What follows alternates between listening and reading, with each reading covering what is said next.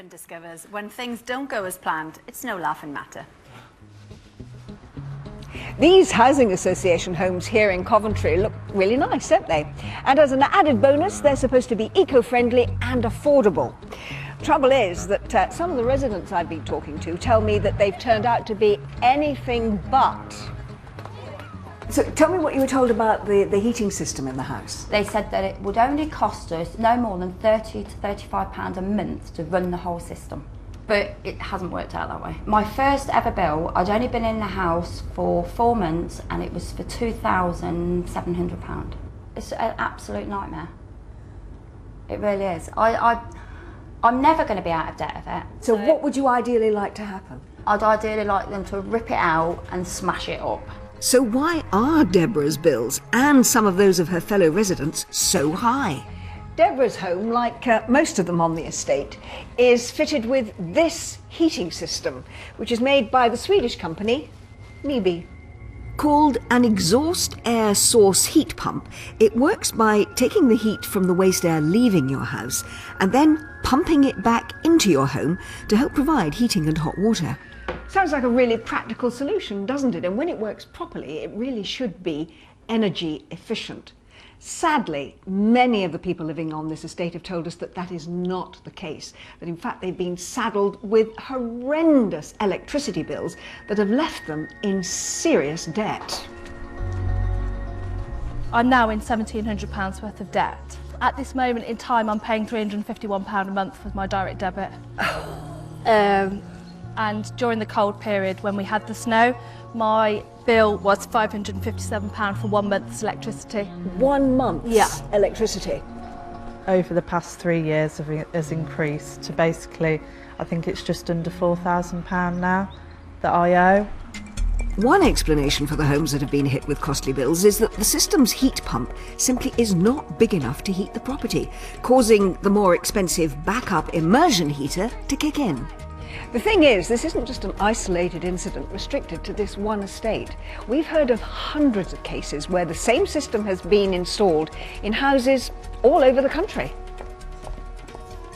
An estimated 15,000 NIBE systems have been fitted nationwide, but dozens of the people whose homes have got one have told us that it's done exactly the opposite of what was expected, putting bills up instead of down.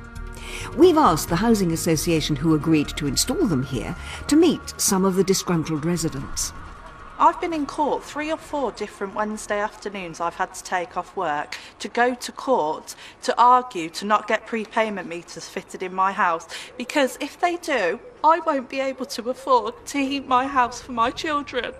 Now, how can you stand there and say this is an okay situation? Well, it's not an okay situation, which is exactly the reason why So why hasn't some notice been taken of us before? 3 years we've been living like this. Well, we've now established a team of people who will be working with you. We will meet with everybody on this estate who has got a concern of this nature.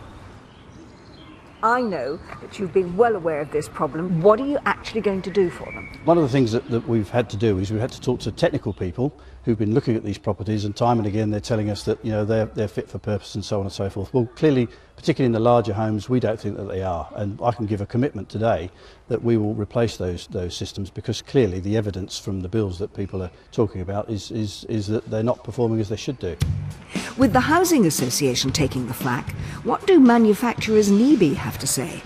Well, they insist that the heating systems are suitable, and any failures are as a result of poor specification or installation, or even user error. We've got thousands of these units installed throughout the country, from the Highlands of Scotland all the way down to the South Coast. The majority of them running very efficiently, very effectively. The Housing Association say they invested on the basis that the heating system was cost effective, but feel it's not delivering what they were expecting. Let me tell you that on this site, the Housing Association feel, perhaps, that you have missold the boilers. That's their view. That they're not up to the job that they need of them. I mean, that's contrary to the meetings that I've had, with the Housing Association. There's been no mention of that at all, at all to us. That comes as a big surprise. NIBE insist there's nothing wrong with their system and blame the way that it's been installed. But the residents aren't bothered who's to blame.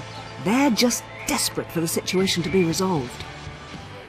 Oh, I feel terribly sorry for Deborah. Just some astronomical bills in that. Well, we've got an update. This is the latest for the people that we saw there in the film. The Accord Group has appointed a specialist consultant to calculate the average heating bill each house should have. They will then review this against the average running cost for their home and have established a hardship fund to assist those with bills that haven't matched up. And they also say that they've made a commitment to replace the NIBE boilers there in the larger of the 4 and the 5 bedroomed houses, and they're also holding a number of surgeries with the tenants who are concerned.